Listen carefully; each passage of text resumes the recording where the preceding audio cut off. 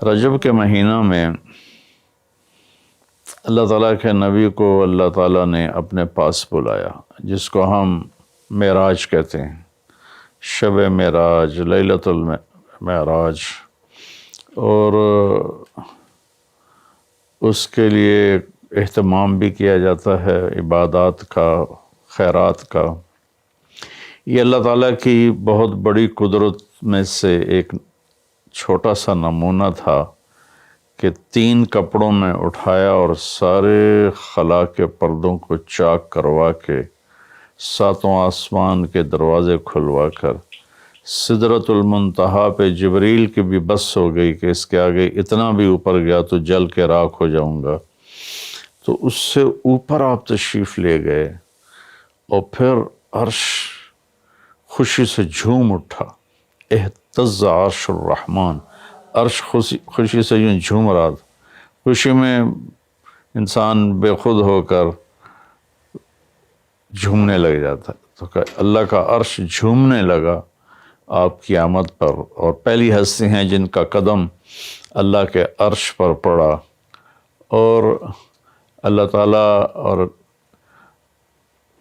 اللہ کے محبوب کے درمیان جتنے نور کے پردے تھے اللہ نے سب ہٹا دیے، اور السلام علیک ایھا النبی ورحمۃ اللہ وبرکاتہ۔ اللہ تعالیٰ نے ایسا خوبصورت سلام پیش کیا، تو اللہ کے نبی پہ قربان جاؤں، انہوں نے اپنی امت کو بھی شریک کر لیا، السلام علینا وعلی عباد اللہ الصالحین، یا اللہ ہمارے اوپر بھی سلام ہو آپ کا، اور جو میری امت کے نیک لوگ ہیں ان پر بھی آپ کا سلام ہو، آپ کی رحمت ہو۔ تو معراج کا واقعہ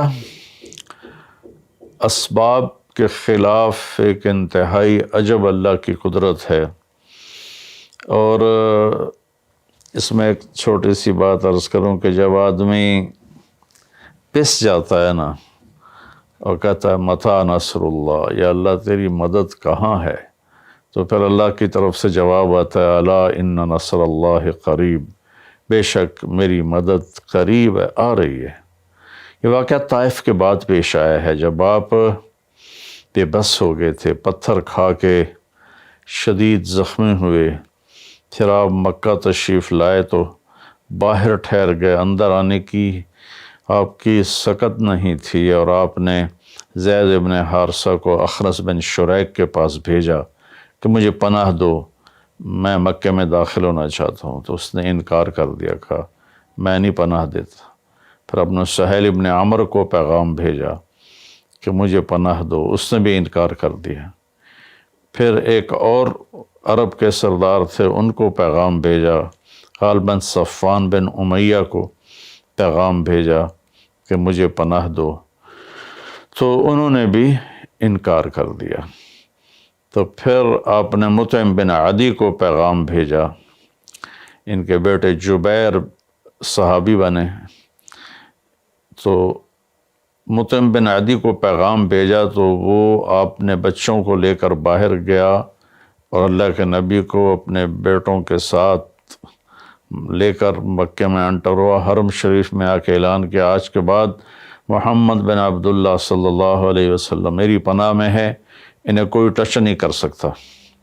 ابو جہل نے کھڑے ہو کر کہا تم یہ اس کا کلمہ پڑھ کے کہہ رہے ہو یا اپنی سرداری کے زوم پر کہہ رہے ہو، اپنی سرداری کے بلبوتے پر؟ اور کہا نہیں، میں نے اس کا کلمہ نہیں پڑھا، جو اللہ نے مجھے سٹیٹس دیا ہے اس کی وجہ سے کہہ رہا ہوں۔ کہ پھر ٹھیک ہے، ہم ان کو کبھی ٹچ نہیں کریں گے۔ اس قدر حال سنگین ہو گیا تھا، اور کبھی آسمان کے فرشتے نہیں روئے سوائے 2 جگہ۔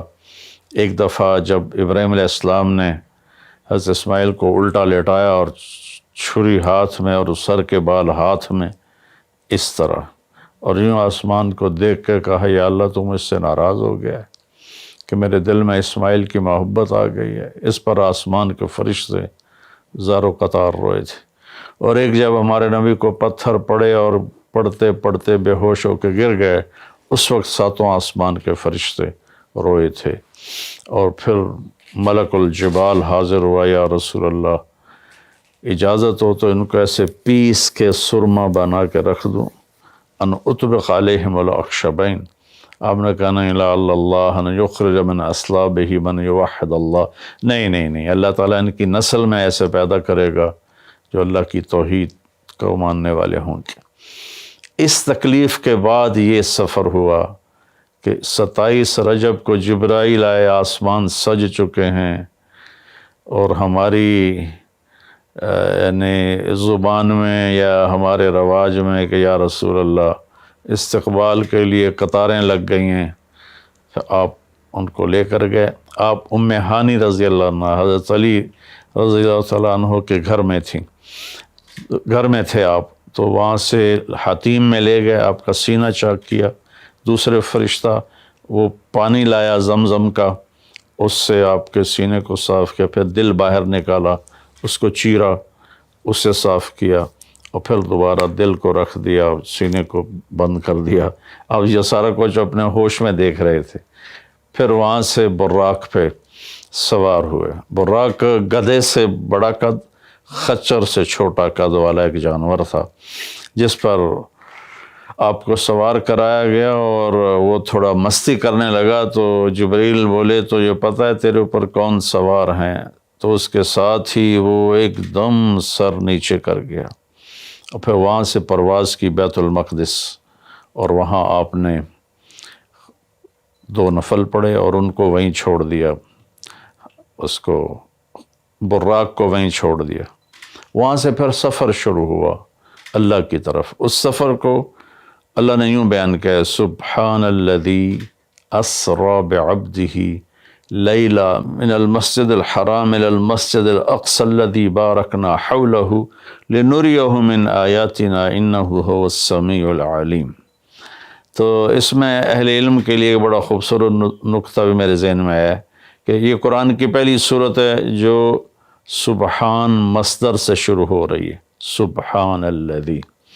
پھر اس کو آگے لے جا کر اللہ تعالیٰ نے مصدر کے بعد فعل ماضی ہوتا ہے تو سبح للہ ما فی السماوات والارض کے ساتھ شروع کیا، تو مصدر آیا، ماضی آیا، ماضی کے بعد مضارع ہوتا ہے، فیوچر ہوتا ہے، مستقبل ہوتا ہے، تو یسبح للہ ما فی السماوات وما فی الارض الملک القدوس العزیز الحکیم۔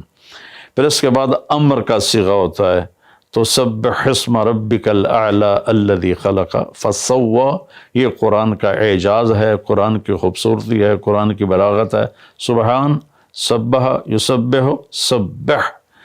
تو اللہ تعالیٰ نے پہلے اپنی پاکیزگی کو بیان کیا کہ جو کچھ کہنے والا ہوں میں سب کچھ کر سکتا ہوں، میرے لیے کوئی مشکل نہیں کہ میں اپنے بندے کو لے کر گیا۔ اللہ آنے جانے سے پاک ہے، لیکن با کا اضافہ یہ بتاتا ہے کہ اللہ تعالیٰ کہہ رہے تھے یوں ہی سمجھو کہ میں اپنے بندے کو خود لے کر گیا اوپر۔ آپ جبریل کے کندھوں پر، پروں پر سوار ہو کر نہیں گئے، آپ کا سفر الگ تھا، جبریل کا الگ تھا، یہاں تک کہ پہلے آسمان پر پہنچے تو دروازہ کھلا تو آدم علیہ السلام نے استقبال کیا، گلے لگایا۔ پھر اس سے اوپر گئے تو عیسیٰ علیہ السلام، یحییٰ علیہ السلام، زکریا علیہ السلام نے استقبال کیا، اور سارے آسمان کے فرشتوں نے استقبال کیا۔ پھر اس کے بعد تیسرے آسمان پر گئے تو یوسف علیہ السلام نے استقبال کیا اور سارے فرشتوں نے۔ پھر چوتھے آسمان پر گئے تو یونس علیہ السلام نے اور باقی سارے فرشتوں نے۔ تو پھر پانچویں آسمان پر گئے تو ہارون علیہ السلام اور آسمان کے فرشتے۔ پھر چھٹے آسمان پر گئے تو موسیٰ علیہ السلام اور موسیٰ علیہ السلام کے آسمان کے فرشتے۔ اس دن اللہ نے، میرا کہ میں نے پڑھا کہیں نہیں لیکن مجھے لگتا ہے کہ اس دن اللہ تعالیٰ نے سارے فرشتوں کی عبادت کی چھٹی کرا دی ہوگی اور فرمایا ہوگا بس میرے محبوب کا دیدار کرو، استقبال کرو، آج یہی تمہاری عبادت ہے، کیونکہ ہر فرشتہ بے قرار تھا کہ دیدار ہو جائے۔ پھر اب ساتویں آسمان پر گئے، وہاں ایک بیت اللہ تھا، وہاں ایک بزرگ سفید داڑھی والے یوں کر کے بیٹھے ہوئے تھے، یوں کر کے، اور لمبے ان کے بال تھے، لمبی داڑھی تھی، وہ نہیں اٹھے، وہ بیٹھے رہے۔ جب اب قریب آئے تو وہ کھڑے ہوئے اور کہا میرا بیٹا آ گیا۔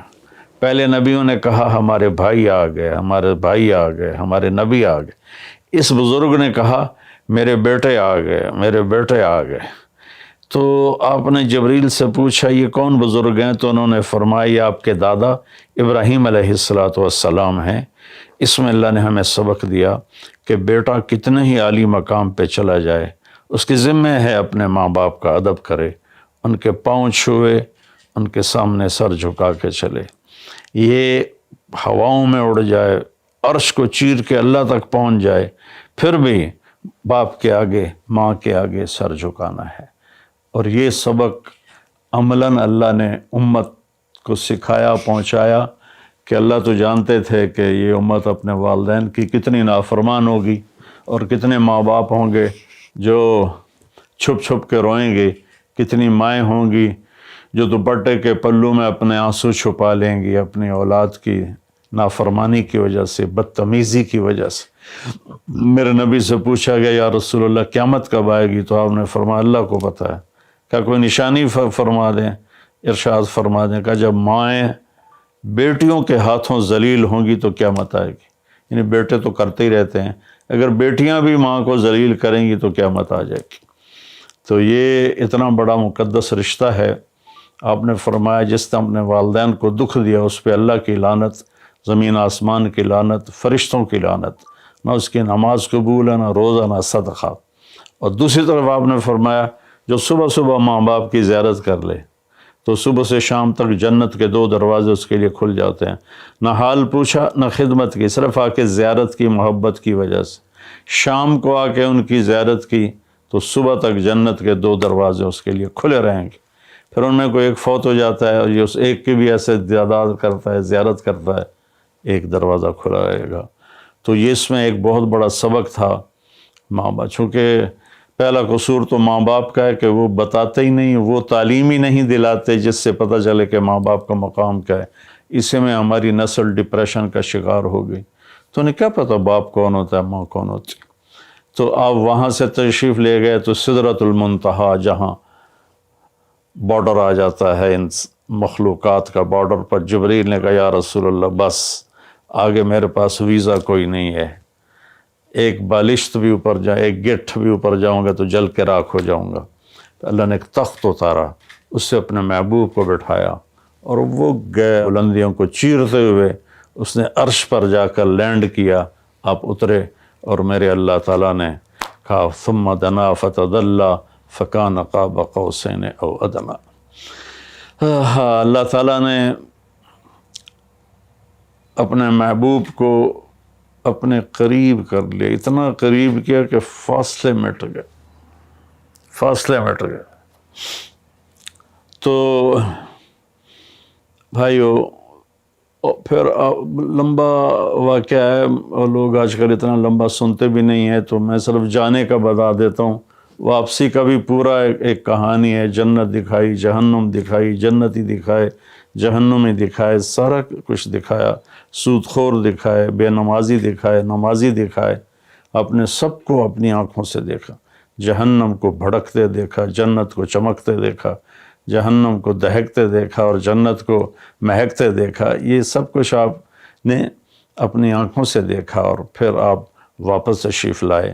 تو جب آپ پہنچے تو ابھی رات کا حصہ باقی تھا اور رات گزری نہیں تھی جب آپ اتنی بڑی کائنات کا سفر کر کے واپس تشریف لائے۔ تو اس میں ایک بڑا سبق ہے، وہ یہ ہے کہ اللہ نے اپنے نبی کا ہاتھ پکڑا اور اپنی ذات تک پہنچا دیا۔ ہم اپنا ہاتھ اللہ کے نبی کے ہاتھ میں دے دیں تو ہم بھی اللہ کی ذات کے تک ہماری بھی پہنچ ہو جائے گی۔ اگر کوئی بڑائی کے سفر طے کرنا چاہتا، بڑا آدمی بننا چاہتا ہے کہ میں تو جی گریٹ مین بننا چاہتا ہوں، میں کامیابی چاہتا ہوں، میں سکسیسفل لائف چاہتا ہوں، تو کامیابی ہے کہ میرا آپ کا اللہ ہم پہ راضی ہو، جب ہم مریں تو وہ ہم سے خوش ہو کر ملے، ہمیں جنت کا پروانہ دے۔ یہ ہے کامیابی۔ یہ نہیں کہ آپ بڑے مالدار بن گئے، آپ امریکہ کے صدر بن گئے، یہ نہیں ہے کامیابی۔ یہ ہے کہ آپ سے، مجھ سے اللہ راضی ہو جائے، یہ سب سے بڑی کامیابی ہے۔ تو اللہ تعالیٰ کے نبی کے ہاتھوں میں ہاتھ دے دے تو اللہ تک پہنچائی آسان ہو جائے گی۔ ایک واقعہ سنا کے ختم کرتا ہوں۔ ایک بدو آیا، کہنے لگا اے محمد، آپ نے کہا جی. اب بدتمیزی کا جواب بدتمیزی سے نہیں پیار سے دیتے، جی تیری 3 باتیں بڑی عجیب ہیں. آپ نے کہا کیا؟ تو کہتا ہم باپ دادے کا دین چھوڑ کے تیرے دین پہ آ جائیں گے. ہم کیوں چھوڑیں باپ دادے کا دین؟ کہا اچھا اور؟ تو کہتا ہے کہ ہم مر کے مٹی ہو جائیں گے اور پھر دوبارہ زندہ کیے جائیں گے. کہا اچھا اور؟ تو کہتا ہے سورے عرب کو تیری امت فتح کر لے گی، ایران اور یورپ کو بھی تیری امت فتح کر لے گی. تو یہ کیسی بچوں والی باتیں کہا، ان کو روٹی نہیں ملتی اور یہ سنا رہا ہے ان کو کہ اس سے کیسر اور کسرا 2 بڑے بلاک تھے اس وقت. تو آپ نے مسکرا کے فرمایا انشاءاللہ تیری عمر لمبی ہوگی، تو دیکھے گا کہ سارا عرب و عجم میرا کلمہ پڑھے گا، پھر تو دیکھے گا کہ سارا عرب و عجم یہاں مدینہ ڈھک کے آئے گا، اور پھر تو دیکھے گا کہ اللہ تعالیٰ قیامت کے دن تجھے بھی کھڑا کرے گا، مجھے بھی کھڑا کرے گا، اور میں تیرا ہاتھ پکڑ کے تجھے یاد دلاؤں گا کہ ہو گیا یہ زندہ ہونا کہ نہیں ہوا. تو وہ کہنے لگا نہیں میں نہیں مانتا. تو چلا گیا. اس نے پھر ابوبکر صدیق کے دور میں دیکھا سارا عرب فتح ہو گیا. کہنے لگا پہلی بات تو پوری ہوگی، ساری قوم نے کلمہ پڑھ لیا. حضرت عمر کا زمانہ آیا تو کیسر اور کسرا پٹ گئے، تو کہنے لگا دوئی گل بھی پوری ہوگی، ہن باویں تری ہو ہی نہ جاوے کدائیں، چلیے بھائی کلمہ پڑھیے. تو وہ وہاں سے اپنے علاقے سے آیا، حضرت عمر کے دربار میں آ کر اس نے کلمہ پڑھا. جب وہ آپ کی محفل میں آتا آپ اس کے لیے کھڑے ہو جاتے، بڑا اکرام کرتے. تو ایک دفعہ فرمایا کہ تم دیکھتے ہو میں اس بدو کا بڑا اکرام کرتا ہوں. میں اس محفل میں تھا جس میں اللہ کے نبی نے کہا تھا کہ رہے گی 3ری بات تو تیرا ہاتھ پکڑ کے بتاؤں گا کہ ہوئی کہ نہیں ہوئی، ہم مر کے زندہ ہوئے ہیں کہ نہیں ہوئے. اور قیامت کا دن جس کا ہاتھ میرے نبی کے ہاتھ میں آ گیا وہ جنت میں پہنچانے سے پہلے کبھی نہیں چھوڑیں گے. تو یہ وہ شخص ہے جس کا ہاتھ میرے نبی نے پکڑا ہوا ہے، اس کو جنت تک پہنچا کے چھوڑیں گے. تو میرے عزیزوں، میرے بھائی بہنوں، بچوں بچیوں، ہم مختلف قسم کی نافرمانیوں کا شکار ہیں اور اس میں ہم لذت ڈھونڈتے پھر رہے ہیں اور فرسٹریشن کا شکار ہیں. ہماری نئی نسل نشوں پہ لگی ہوئی ہے. اللہ کے واسطے سب سے ہاتھ چھڑا کر اللہ کے نبی کو اپنا ہاتھ پکڑا دو، آپ کو یوں پکڑیں گے اور اللہ پاک سے جا کر ملا دیں گے اور فرشتے بھی آپ پر رشک کریں گے. یہ واقعہ معراج کی اصل تھیم ہے اور واقعہ معراج کا اصل پیغام ہے کہ کی محمد سے وفاتوں نے تو ہم تیرے ہیں. یہ جہاں چیز ہے کہ لوح و قلم تیرے ہیں. السلام علیکم ورحمۃ اللہ.